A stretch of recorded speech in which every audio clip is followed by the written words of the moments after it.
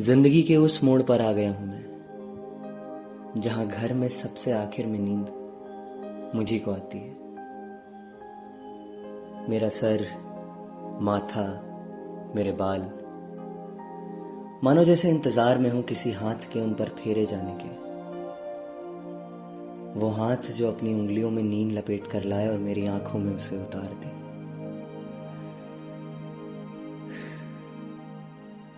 ये सोचकर मन में एक ख्याल ये भी आता है कि बचपन में जागने के कितने बहाने ढूंढते थे हम, मगर नींद वक्त से पहले ही आ जाती थी। अब सोने की कितनी भी कोशिश कर लें, लेकिन आंखें बंद होने का नाम ही नहीं लेते। रात, नींद और मैं, हम तीनों का एक अजीब सा ही खेल चलता है।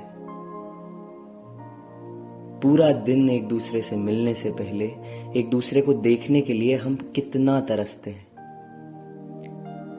लेकिन जब वक्त रूबरू होने का आता है तो तीनों आपस में एक दूसरे से मुंह फेर कर बैठ जाते हैं। नाराज नहीं होते हैं, हम बातें करते हैं, बातें सुनते हैं,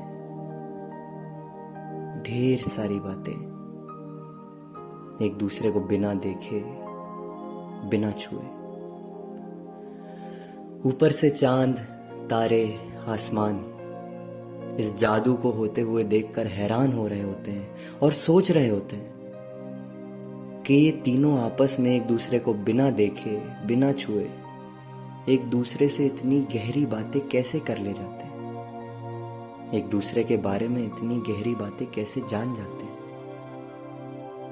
क्योंकि एक यही तो है जो मेरे सारे राज जानती है, गहरे से गहरे। और मैं भी कभी इनसे कुछ भी नहीं छुपाता हूं। लेकिन ये एक राज मैं आज तक नहीं समझ पाया कि न जाने कब बातें करते करते हम तीनों आपस में घुलकर एक हो जाते, साथ, एक साथ। लेकिन हमारा ये साथ महज कुछ घंटों के लिए ही टिक पाता है, क्योंकि सुबह सूरज की सबसे पहली किरण पड़ते ही सबसे पहले रात दबे पांव मेरे आंगन को छोड़कर निकल जाती है। नींद वो थोड़ी देर मेरे पलंग पे सिरहाने बैठी रहती है, मुझे देखा करती है, मानो जैसे अपनी आखिरी सांस तक मेरे सोते हुए चेहरे की तस्वीर अपनी आंखों में भर लेना चाहती हो।